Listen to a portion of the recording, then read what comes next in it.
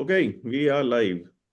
Good morning, everyone. Welcome to 2024 and welcome to Open Source Mentorship, the first session of 2024. And I'm just going to share the YouTube link now with others so that they can also join in. You can also become part of our community by, yeah, just a second. Okay, yes. By joining our WhatsApp group, we will be putting the description of the WhatsApp group community in the description of the video. So you can join us from there. And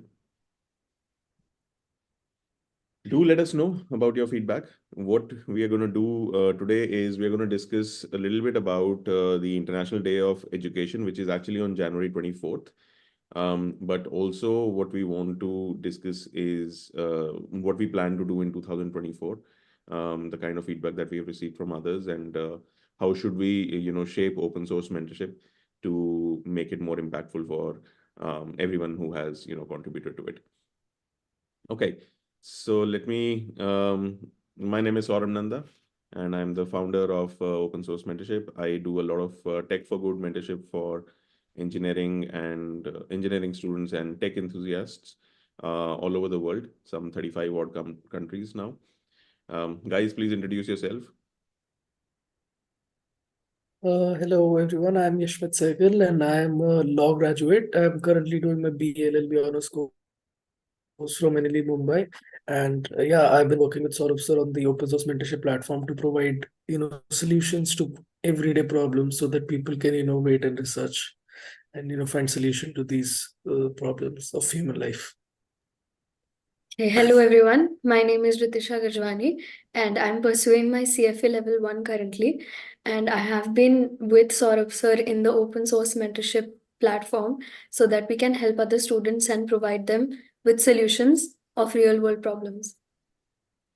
All right, excellent.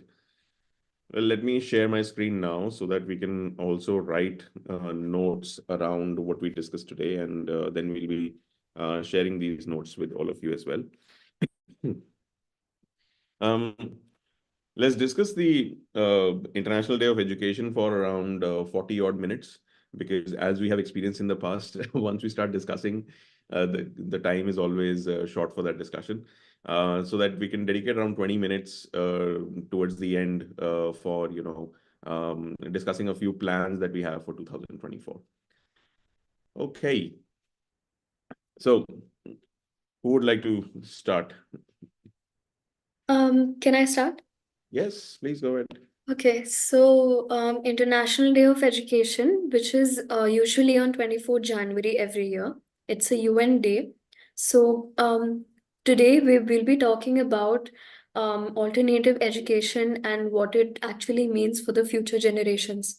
So what actually is alternate education is that to spot mainstream education is very easy. Those institutions usually have a metric of success, like it should be wealth in the future, or like short term, if we talk about it, certificates and passing out, getting marks. That is the metric of success.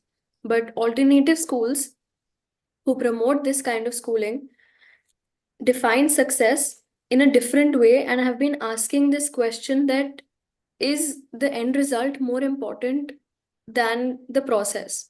Should the students be focused just on learning the names of birds and their habitats, or should they be understanding and looking at them in real life and falling in love with them uh, in amongst nature?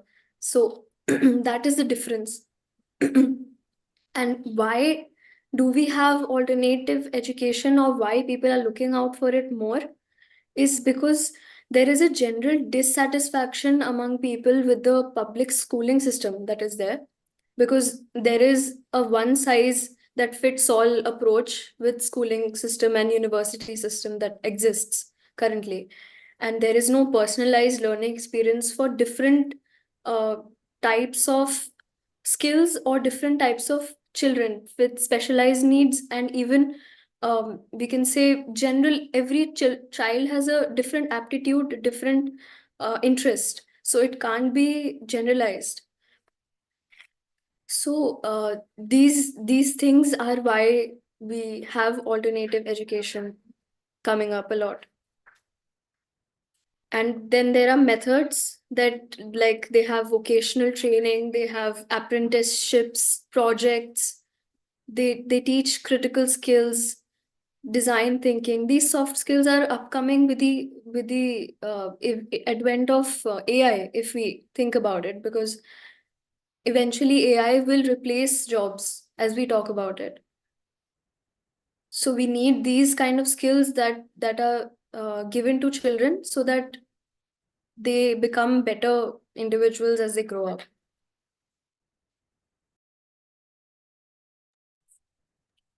All right. Ritisha, could you find any examples? Yes, so there is a school. Mhm. It's a Mahatma Gandhi International School, and they have different programs for children. So they have Cambridge assessment, Cambridge affiliation for students from grade 1 to 8. Then they have the IB format for grade 9 to 10 for those who want to take it. And otherwise, there is a skill building program for grade students, I think from grade 7 to 11, and they provide specialist work related qualification in the field of media and IT. So that helps people get direct employment after their schooling. And then they have partnered with the French Ministry of Education as well. So they have a program where they teach critical thinking, self-expression, and autonomy in French as well as English, so that the child develops two languages, and then they have these exposure and the skills. So where is this school based out of? It's based out of Ahmedabad. Okay. All right. Yeah, so they're definitely doing a few things differently, but this is not considered alternative education, to be honest. Yes. This is quite mainstream, actually. Well, there are a lot of examples of alternative education all throughout India. A lot of things are happening near Udaipur, um, with Swarajya University, Eco University, and then there are things happening in Tiloni and Rajasthan, Barefoot College. Those are alternative education which don't really follow any particularly mainstream curriculum, to be honest. Their focus is exactly like what you said earlier, customized, against one size fits all, process focused, not outcome focused. So a lot of these schools, which claim to be alternative, they're not really alternative schools, but they're good at marketing, no doubt about it. So that's another part. Um, a lot of alternative education schools do pursue Cambridge Assessment's international curriculum because it's accepted globally, and they don't have to, particularly abide by what CBSE or other Indian boards want. Um, but then again, when we talk about assessments, the moment assessments come into the picture, the parents' thinking will change. They will want their kids to score well in assessments, and that is where the alternative becomes mainstream, right? So yeah, I'm not very sure about Mahatma Gandhi International School, Ahmedabad, but yeah, good research, good research. Okay, what else, Ritisha, did you find out about alternative education? So that another interesting fact that we, we usually think that this has happened and this has emerged because of COVID-19. But actually, the facts say that the Indian families have been wanting to send their children for alternative education since 2017. So there are at least 1,500 families that aren't sending their kids to the mainstream schools because they think their child's potential and happiness and holistic development is far more important than the certificates and their ability to make money. Mhm. So they prioritize the skills that they get, and eventually they have this belief that making mistakes is okay, because when we give out marks, we say that okay, you did better and you did not do better, you could have done this to get here. So we stigmatizing that making mistakes is wrong, you should be right all the time. Yeah. Is it from India, this particular case? Yes, this is by Bangalore Mirror, this fact. So they published in their Okay, very nice. Because yeah. similar things are happening all across the world. You can easily find data from the US, Japan, Germany, Europe, overall actually. People who have the awareness and people who have the resources to fund alternative education for their kids, they are doing so, and they are absolutely okay doing that. Um, so yeah, what else? And then these and another aspect to it is that this is for the general students that is there, but students who are differently abled, they obviously have different needs. So each specialized special ability child has a different outlook and needs personalized attention. So these schools, what they do is they have a small class size, and they have personalized attention from the teacher, and their evaluation is not based on what they've learned. And Excellent. there's another interesting thought that came across while I was researching for this, was that schools need to focus more on learning than teaching. So that's how it is. Okay, so focus is more on the learning than teaching. Actually, this is very similar to what the Montessori method also kind of talks about, wherein the teachers are not supposed to guide teach per se. They're not the leaders of the class. The students are the leaders, and the teachers are supposed to facilitate. So when the students become curious, then they start asking questions, and then the teachers can help them figure out the answers. That is what the job of the teacher is in the Montessori method. We actually did a podcast with Emily Bailey and Yasuka Inoue, who run a nature school in Japan. Well, now Emily has moved to England, but do check it out. Such conversations matter. Season 1, episode 10, and they will explain in detail what they are trying to do over there. So even in a country like Japan, whose education system is quite celebrated across the world, there is a need, there is a demand, and there is an active movement for alternative education ecosystems over there as well. So focus on learning than teaching. Excellent. And also, there is another guest and patron of such conversations matter, Priyank Sharma, with whom we also had an episode in season 1. I think it was episode 22, if I'm not mistaken. And he is a big researcher around alternative systems of education. So if you are interested, do connect with him on LinkedIn. We will share the links of these two podcast episodes with you in the show notes as well. And why we were discussing about alternative education models is because very few conversations revolve around it.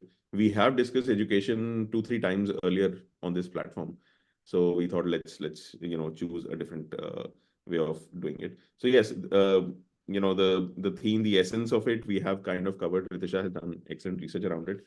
Um, so in a nutshell, when you flip the mainstream education models, like you kind of start doing the opposite. That is what alternative education is. There are different theories around alternative education. Different educators come with a different way of doing things. There is nothing wrong or right about it. The essence remains the same, focus on learning rather than teaching. It has to be student-led. It has to be based on increasing the curiosity. And if you're interested in, one trigger point, one very famous talk which has increased the demand for alternative education in the world, there's a TED talk by Sir, what's his name? Ken Robinson, I think. So if you can, yeah, if you can quickly check that, I think it's by Ken Robinson, where back in 2006 or 2007, that talk is actually one of the most viewed TED talk in the world also. And one of the things that I really liked from the talk was when he says that, when the students are younger, um, so when they're 5, 6 years old, their curiosity knows no limit. They're infinitely curious. And when we put them into our education systems, and over here we're not talking about Indian education system, he's referring to more or less all the mainstream education systems of the world, probably taking the UK model as a reference point. Um, their curiosity starts decreasing every year, and by the time they are kind of ready to graduate from high school, their levels of curiosity are at a very low level. So if our younger generation will not be curious, if our younger generation will not be ready to ask questions, then we cannot have innovation at a scale that the world needs today. Which brings me to a very interesting point. I know both of you, you have been excellent academically. You have had a lot of laurels. I would like to ask you, Ritisha, let's go with you first. How was your performance in school? Did that impact your curiosity? How was your performance in college? Did that impact your curiosity? Please share. So, I have been a very curious child since, so I've been told by my parents, and I still ask questions. At least I try to, because I understand why it's important. But it doesn't happen effortlessly, I would say, because of the kind of schooling and the kind of education I've had. And when I was researching about it, I was thinking, oh my God, this would have been so amazing if I would have gotten an opportunity to be in a school where you're not bound by, okay, this is history, we learn international history in grade 7 and Indian history in grade 8. Why? We can learn anything we want, right? So, and every child has a different thing. So my interests were always interconnecting stuff. Like if I want to interconnect history with why this literature thing I read, कि okay, Shakespeare में this history he talks about very briefly, but can I relate it to the history lesson that I'm being taught? So those things are very it's very streamlined and very individual. The subjects are very individual. They're not interdisciplinary and they're not connected. You learn about geography and stuff in one chapter, and then in Hindi also you're studying something from that era only, but you don't know the connection. Okay, you can't place it. Okay, when did this happen? How did this happen? Why did this happen? So Yeah, I completely get it. And was it only in school or in college also you felt in similar? college as well, absolutely, but mostly the things, this curiosity is killed during school, because by the time you graduate, just like you said, you don't have it anymore. So the university doesn't, like, I mean, it doesn't have a role that much. But yeah. Okay, all right. And Yashmit, do tell us about your school experience.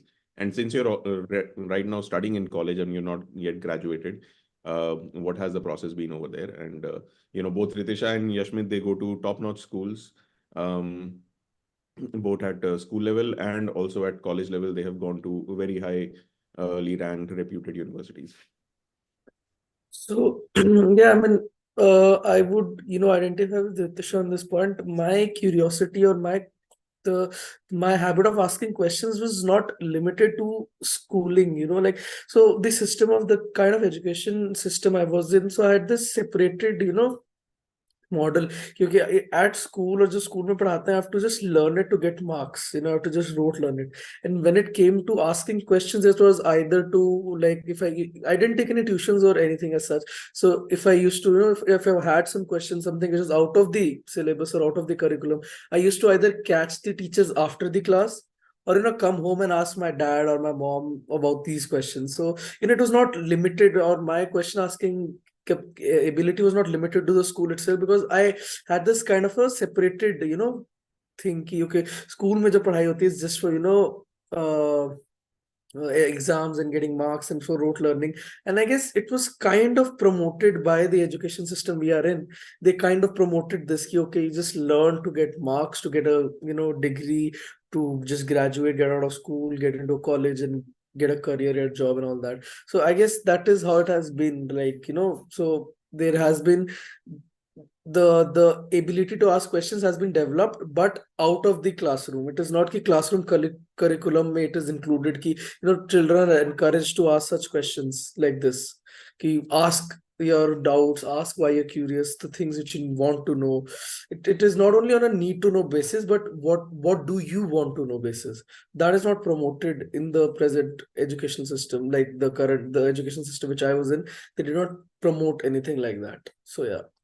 And adding And on to, sorry, yeah, go on. Nani, please, Okay, please, so please. I was saying that adding on to what Yashmit said, I just realized that I also had that. And then in university, I realized I was studying, I had a triple major. I was studying economics, mathematics, and statistics. But at home, I was very curious about astrophysics, and it's completely unrelated. If I tell someone about it, they'd be like, why? But why are you, doing Yeah, this? But and exactly. I have that answer because I'm curious. I want to know. I'm reading Stephen Hawking's, but I have an exam in 2 days. So that's I don't know, somehow looked down Mm. upon that. Why? So Yeah, that's true. That's I think I can relate with that too. So in 11th, 12th, I had history. History is one of my like favorite subjects. But the history which we were taught in school. So there's this one example of it. We taught the history of China, and I somehow came back to home, and I just searched about the whole Orient history, the Opium Wars, everything, how China came into being, how Korea was divided. None of this was in the curriculum. I did that research on my own. And I also didn't ask my teachers this, because I don't know, I thought that they might not have the knowledge of the same, or they might not tell me, because 11th 12th is just like academically oriented. You have to complete the syllabus, revise, give your pre-boards, then give your boards. So everything was just too focused on being so academically perfect that I didn't think nobody would care that I want to know about the Opium Wars. I want to know what happened in Korea. So I think that bit of my learning was partly encouraged by me, and my dad, who was a lot into research, he encouraged me to research. So I think that was one thing which helped. So yeah, I think it was my home, it was the environment at my house which made me curious to ask questions. And when it comes to my college, well, I'm in law school, so all law grads have this nash to ask questions. This pura time questions he पूछते रहते. So I guess in our university it is kind of promoted. I cannot say much because it's been just one semester at my college. So I think as we go, I will have more experience about that. But yeah, till now it's been good. So that has been my experience. So it's not the school or it's not the education system per se, but I think the people I was surrounded with, my parents, my upbringing, that kind of promoted it, and not the teachers per se.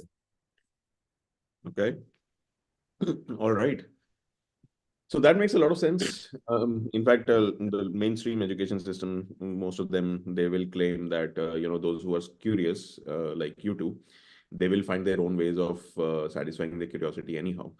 But then again, that's not what we are primarily focusing on, because the majority of the students do not do this or are not able to do this, right? They will do what is asked of them, and that's about it. Yeah, so that is the need for alternative education systems. I'm not completely against the mainstream, because they are trying to, well, every year they try to improve it.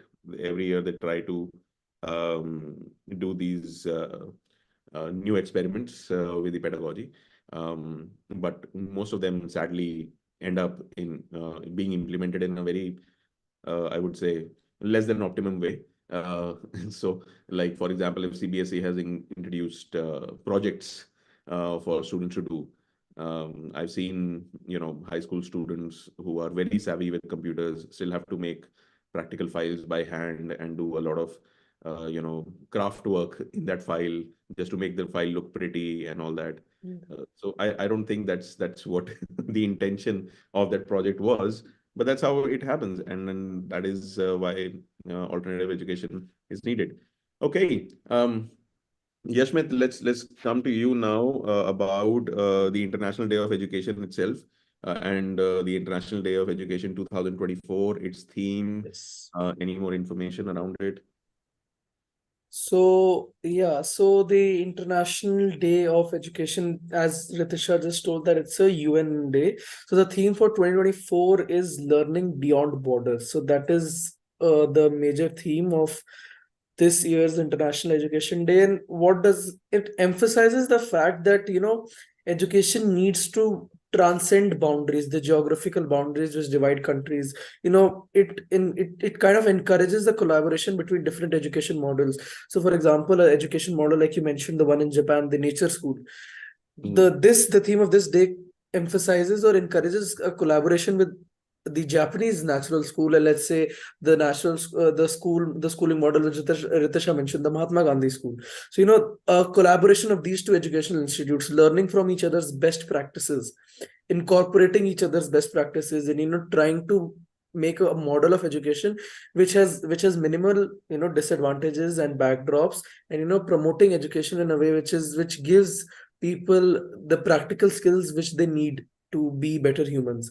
So I I mean think that is, yeah. just to stop you there, Yashmit, can we just verify again what the theme is? Because I read somewhere the theme was different this year. It was related to peace somehow. Can we just quickly check that? Yes, I will check that. And Yeah. Can't open the UNESCO site right now. I think it was International Education Day 2024. I think it is learning for lasting peace. Okay, And now the last, this is now, so I'm on one. Okay, so I'm on two websites right now. Both of them are official websites. One of this says that International Day of Education is Learning Beyond Borders, and one of them is this Learning for Lasting Peace. So I'm on two websites right now, okay, and so let's I just will have to see which one is correct. learn Yes. for lasting peace. They kind of fall into the same category, learning beyond borders. You will only learn beyond the border if there is peace, which allows you to, cross the border. And then learning for lasting peace kind of means the same thing. Um, yeah, so let's go ahead with it. What they also basically say are talking about is this is to unite the world better so that people understand the Mhm. toxic nature of polarization, discrimination, racism, xenophobia, and hate speech. So I think that is what the primary motive over here was, which is good. Yeah. I mean, yeah. So yeah, these two themes do make sense. I mean, beyond borders and lasting peace, they do make sense because the collaboration which we mentioned will only exist when we have peace among different nations. So yeah, that is there. And there is a continuous need also to reform the education system and the alternative education models with which we discussed right now. There is a need for that, particularly and especially when it comes to India. So when we look at some major statistics, so the literacy rate of India right now is 77.7%, around that. And the global literacy rate is 86.3. So we are still behind the global average of literacy rate right now. And India is said to be one of the major education hubs, as they say. Our education industry sector is expected to grow by 225 billion dollars.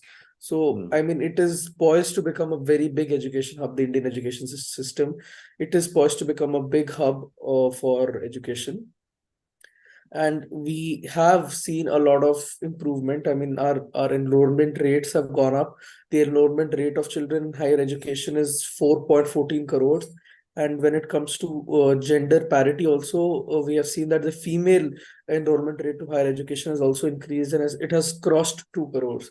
So we see that there has been an improvement when it comes to enrollment, and when it comes to putting more children into higher education.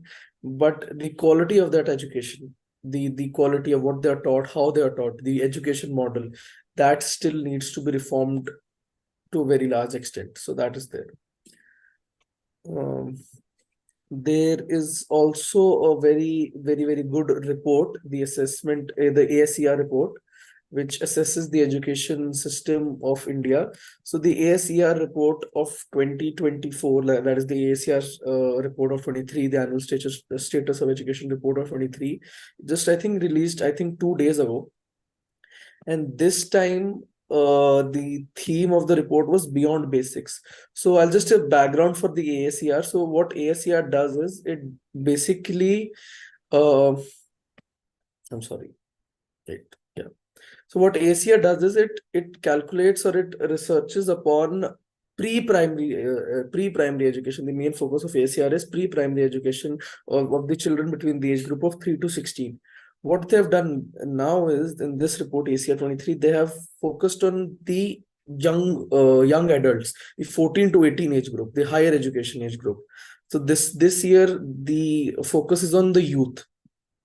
So that's why the theme is beyond basics, because basic is the pre-primary children, the pre-primary education. So the ACR is more or less, it is India centric, and primarily the research or the survey which is done for rural India. So around 34,745 youth were surveyed for this research.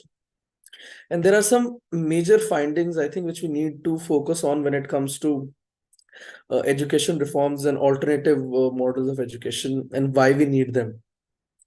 So first of all, so according to the report, 86.8% of all the children, that is children between the age of 14 to 18, are enrolled in an education institute.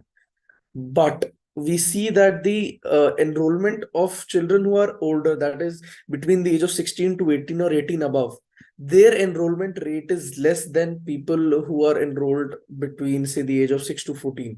So you see, as children grow older, their enrollment rate reduces. So there are more children who are in, let's say, high schools, doing the 10th, 11th, 12th, but there are less children which are, being enrolled to colleges. So their enrollment rate is less. And this a very unique statistic here is also, which actually challenges a lot of myths and stigmas. Most of the students who are enrolled, who are studying in class 11, are enrolled in the arts and the humanities stream. So around 55.7% of students have chosen the arts humanities stream over the STEM streams, or the science or the commerce stream, as we we distinguish.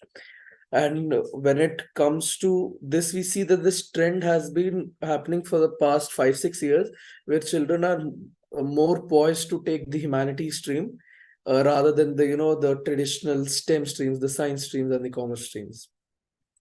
So that has been the change. Any reasons mentioned for this trend? So there are the report does not mention any particular reason for this, that why people are enrolling in the arts or the humanities stream per se. Yeah, Well, there I'm are going no to ask particular you. reasons.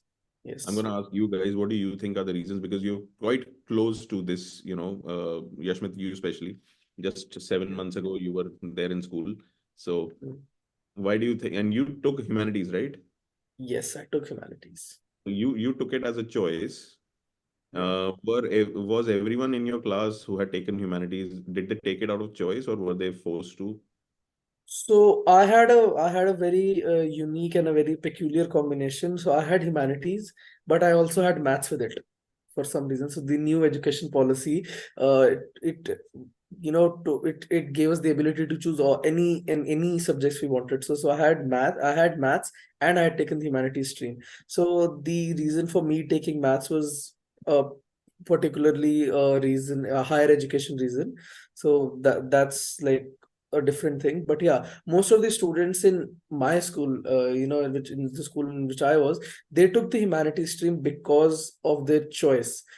On the other hand, all these students who were in the science stream, the STEM streams, all of them all over the board were not because they wanted to. I have a very close friend who wanted to take the humanities stream, but he did not. He took the science stream.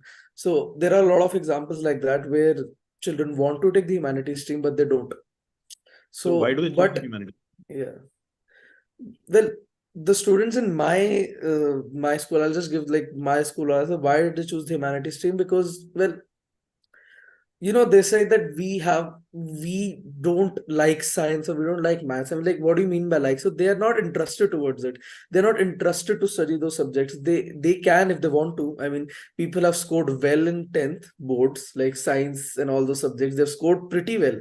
But the thing, and that's the same thing with me. I scored pretty well in science and maths. But the thing is, I'm not interested in studying that subject. I have no interest towards this. I can study it just for the sake of getting marks. I can do that and I will get marks. But I have no particular keen interest towards studying that subject. I would rather open a history book rather than opening a science book. So that is my interest. So that's purely my interest. This So trend that is the thing. Yeah. from the past 5 6 years, last 5 6 years, more people are choosing humanities than STEM Yes. courses. Is it? Yes. Do you think that because it can be a very individual subjective thing, but when you have 57% of students Hmm. choosing humanities, I don't think it's only interest based. Yeah, yeah. I guess this one more thing, that is the STEM fields, the doctors, the engineers, the job market for that. Like there are a lot of engineers and there are a lot of doctors, but when it comes to humanities or art subjects, all the jobs or the careers, they're very up and coming. So people have a chance to go into those careers and make a mark for themselves. So I think that is also one of the options which are promoting the new careers, the new opportunities, the new initiatives which they can pursue after taking the art stream or the humanities stream. I think that is also one of the reasons which are promoting Okay. this particular trend. Ritisha, what has your experience been? Sir, this is what has my experience been, because like Yashmit is saying, grade 10, they score amazing marks. They have very good percentage and they can easily get into uh, STEM courses or STEM subjects. But a lot of children take humanities, probably the highest in my school as well. And they were some amazing, excellent kids, and most of them had interests in humanities, history. And I initially had taken humanities with mathematics, but then I realized, okay, this is not what I can do. So I took up commerce with maths. Okay, all right. Let me put a question to both of you, and you can answer over there. Do you think some of the students, or maybe most of the students, want to escape science, and that's why they take humanities? Is that something that you observed? Yes. Yeah, I mean, that is the reason why people take humanities or say the commerce subjects, because they want to escape the physics and the bio and the chemistry. So yeah, that is why they do it, to escape that. Initially, And I there is also a scary thing. Like when you pass grade 10, you have to choose the subjects, and even if you yes. score very well, there is, like, you hear from people, okay, if you take PCM, you have such big books and you have to study all day. You can't go and you can't participate in events, or you can't, I am a person who loves to dance, and I was pursuing my dance a lot during my school. So I was told, okay, you won't be able to do this, you won't be able to do that. And if you want to balance that, you should take something that is easier on the not so academic heavy, basically, so that you're able to give time to things you love. Okay. That is also another. So if students are escaping science, that means the interest towards humanities is probably not very natural. It is kind of generated. Yes. Yeah. But the thing is that when the perception that humanities or the art subjects are not very academically heavy or something, that I believe is not true, because when it comes to learning and when it comes to giving exams or everything, they are as academically oriented and as academically heavy as other subjects, because you see, you have to learn and you have to understand things even in humanities and the art subjects. It's not that science mein agar aapke paas physics or maths hi hai, only those are the subjects which are in academically heavy and all that. Subjects in the humanities stream are also like that. So that is a very big myth which goes around you. It's lighter subject, tumne to aram se kar liya apna and all that. That is not, because I faced this a lot. You had in college as well, so you had humanities, so तुम्हारा तो आसान से हो गया होगा, that's why तुम्हारे CLAT में अच्छे मार्क्स आए. हम तो साइंस वाले स्टूडेंट्स हैं, हमें तो पढ़ने से टाइम ही नहीं मिला. That is purely, Yeah. those are just excuses. This is Yashmit, nothing like that. all your friends from science background, and Ritisha, yours also, who were from science background but chose to study economics in college, um, were they also studying for something else related to science? And was this Yes. law or was economics a backup option for them? Well, in my case, I guess most of the students with a science background were, yes, they were studying for something else, and the CLAT or the law was, their backup option. I know people whose law for them was the backup of their backup. So that is also has been the case in my What were they college. studying? What was their main option then? So main option in my college was CA. CA is like very thing they're preparing for the management of CA exams, and I think the other Those was must be J. commerce students, no? Those must be Yes, commerce students, commerce students, and science students were mostly JE students. mostly preparing for And engineering. JE, and I know a couple of people also who were preparing for JE. They couldn't get through it, so they were preparing for the commerce exam, the CA wala. They couldn't get through it, so then they chose law because apparently it is the easiest. I don't know. It definitely is not, but okay. And That is the perception. And for me, my students, I remember in the science, those who took PCM and those who took PCMB and with computers and everything, today most of them are doing business management, or they're doing economics, or they're doing BBA, or they just passed out of BCom and they're pursuing an MBA now. So they aren't actually in the STEM fields right now.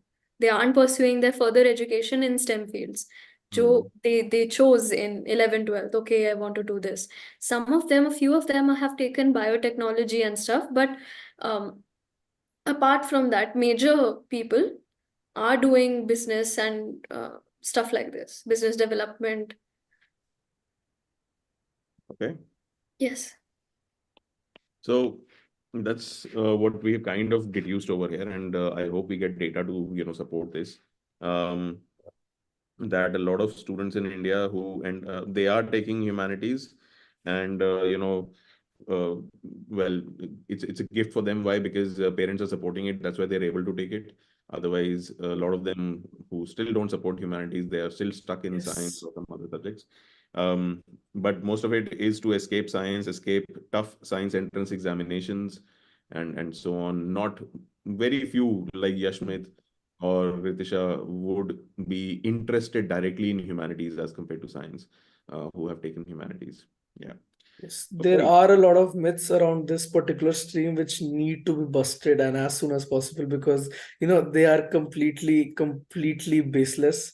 So yeah, that is there. Right. We can conduct a 2 hour session just purely on that. So there are a lot of myths. Yes. I'll just kind of end this by giving a few statistics which we have been using in our career counseling practice. Around 35 to 40% of students who take BCom or economic honors in Delhi University, which is very difficult to get into, they are science students.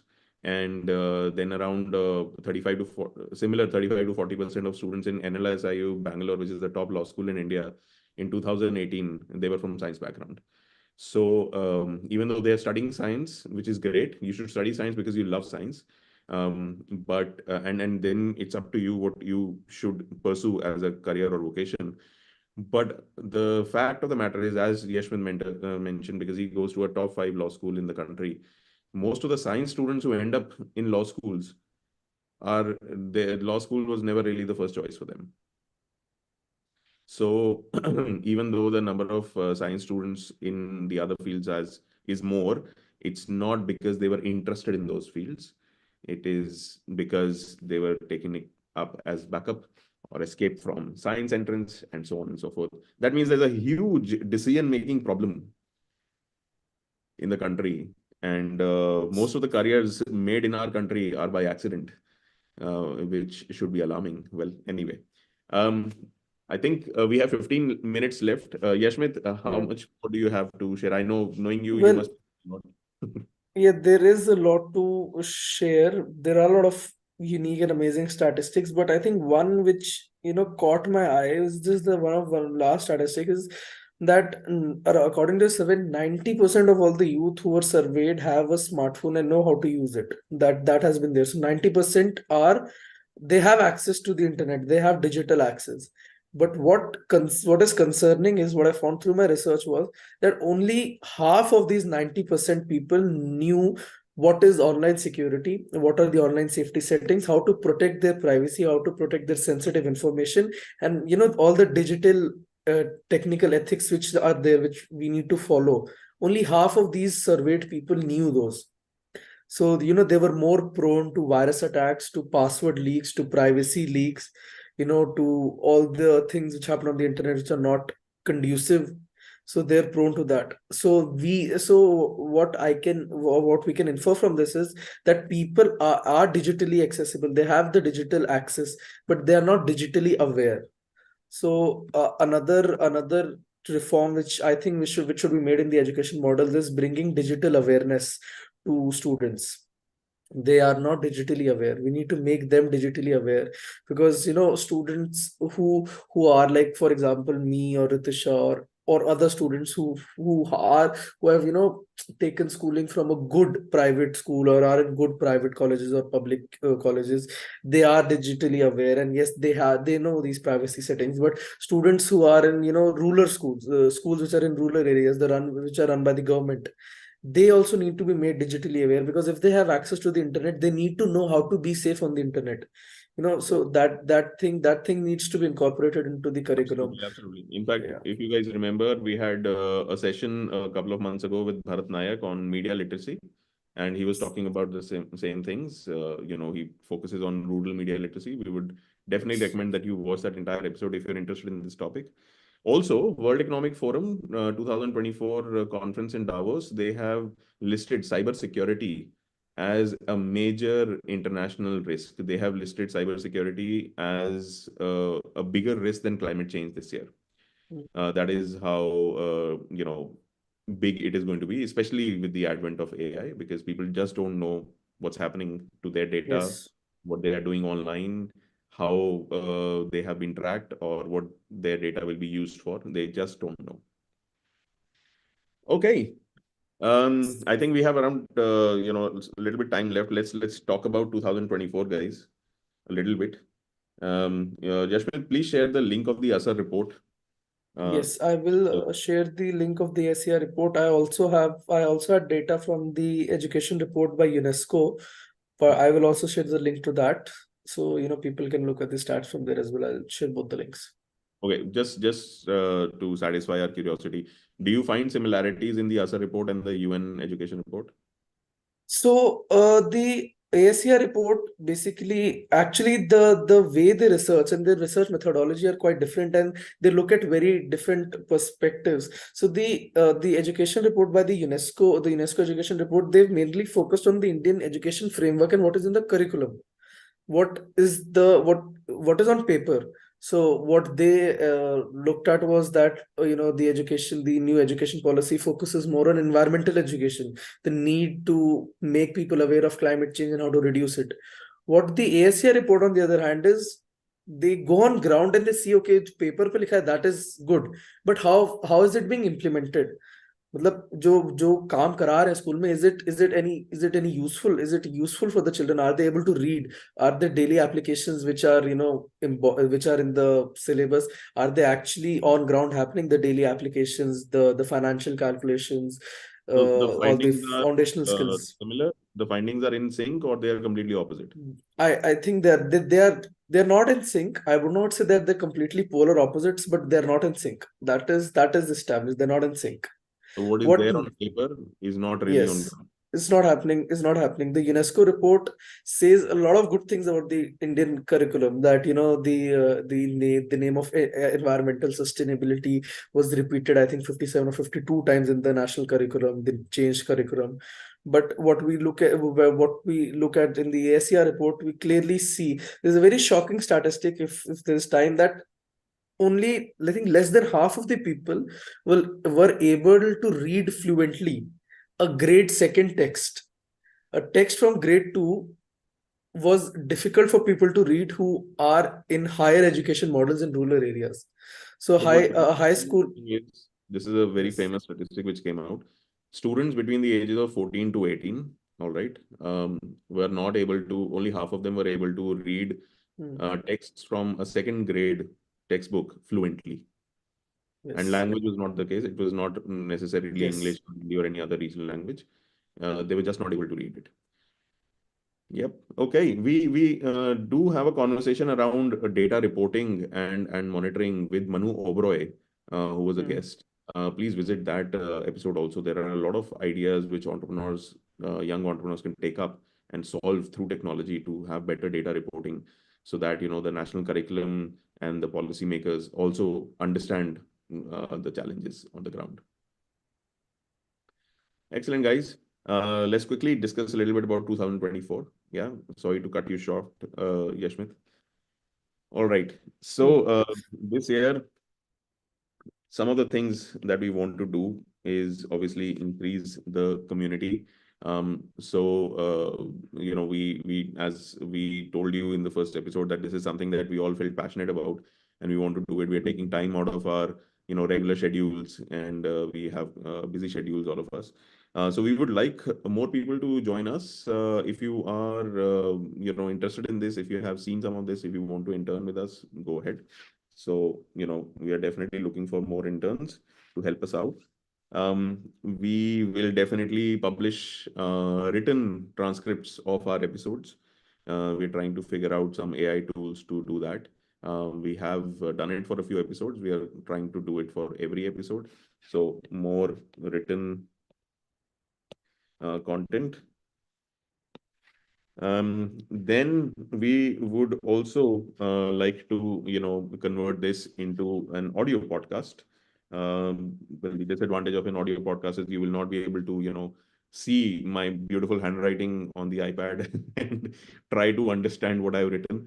But definitely in the show notes of the podcast, we will be putting all the links of the research and whatever we discuss over here. That is another thing that we want to do. We also want to kind of now start working or implementing a project, a tech for good project this year. At least one, in-house tech for good project we have to implement, guys. So let's see what topic and what area we focus on and how much we can contribute to that. We will definitely invite more guests and try and push open source mentorship as for more recognition, basically both nationally and internationally. So we're going to push for more recognition,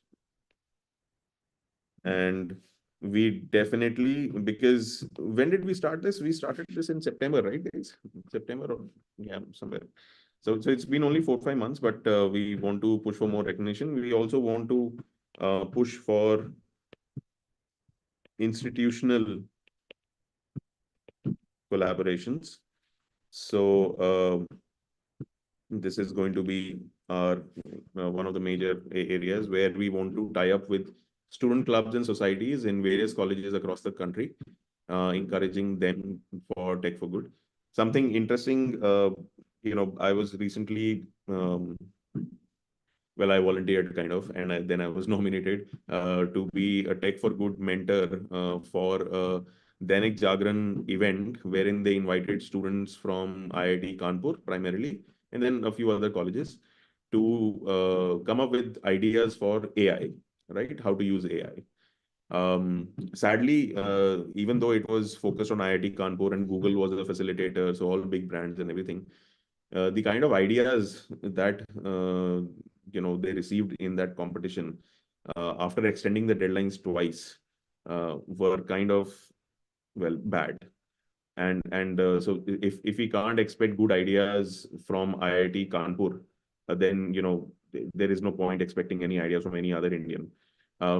So that is where the editor called me and we started discussing about it. And I told him that, see, India, although we have very good colleges, but the intent is not there. The intention, and I was a guest faculty at a national level, again, Merit College recently.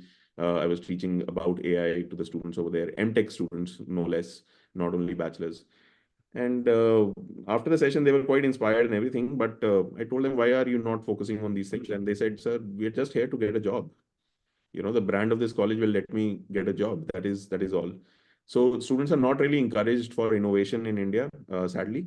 And that is why it's very difficult to find them. So I was telling my editor friend that if you go to a country in Europe, maybe, or a smaller country in Southeast Asia, with higher literacy rates like Vietnam or Indonesia, you will find more entries per 1,000 applicants. But the same thing in India is not true. Maybe you will have to go to 10,000 or 20,000 applicants to find the same number of ideas. And that is a challenge. That is why we need to push it into institutions, guys. And technology, I think everyone who's listening to this, or at least we three, we know what ChatGPT can do. So you don't even need to do programming anymore. AI will do most of the things. So even if you're not from a tech background, it's absolutely okay. You should have the idea, you should have the passion to solve a problem, and you will find the ways to do it. So more institutional collaborations, and also more student body collaborations. But then again, you guys have experienced the education system at higher level. You tell me what student clubs are all about, whether they are interested in these things or whether they are in the student clubs to do something else. So that is something we'll have to figure out. What do you guys think? What should we do in 2024? Well, I believe the collaboration with institutions is one of the main, I think, is very important because our one of our agendas is also to push for more recognition. If we collaborate with big institutions like IITs or NLUs or IIMs, I think we will also get the recognition, and we will also be able to spread our message of what we want to do and what we are doing to more and more people. So I think that is, for me, I think that is a main agenda for 2024, that pushing for institutional collaboration with student body collaboration, and that should be a major goal this year. So Ritisha, Yashmit says to collaborate more with government colleges like his or like mine, or like IIT Kanpur. But I just told you what the experience has been over there so far. What do you think? Should we go for more private, institution collaborations or public institution collaborations? Considering that you come from a private, higher education institution. Sir, I think public institutions collaborations are better because obviously whenever there's an idea and whenever there's a startup idea or something, the government of India is ready to fund it. And I mean, there are hurdles, but the funding and most stuff comes from the government. So I think they are more interested in promoting startup ideas than private institutions, because private institutions are for jobs if people who want to go for that. Yeah. Well, we'll see. We'll try for both, and let's see what happens. Of course, there is no perfect formula for this, but yes, you have to put in the effort, and then slowly the results will come on their own. Okay, excellent. We will try to be more regular now. Actually, November, December, January, and then March, April, May are kind of very hectic for me as a startup person. We kind of call it our season. So it's difficult to take out time. But then again, these first few months, we all understood at Open Source Mentorship. This is something for us to learn how we can, take it forward. Obviously, we can think about it ideally, but then actual practical implementation is always very different. I think we have learned quite a bit, and we will try to be more frequent. We will try to be more regular, and we will try to get more ideas across to all of you. Thank you so much for supporting us, and hope you guys have a great Sunday.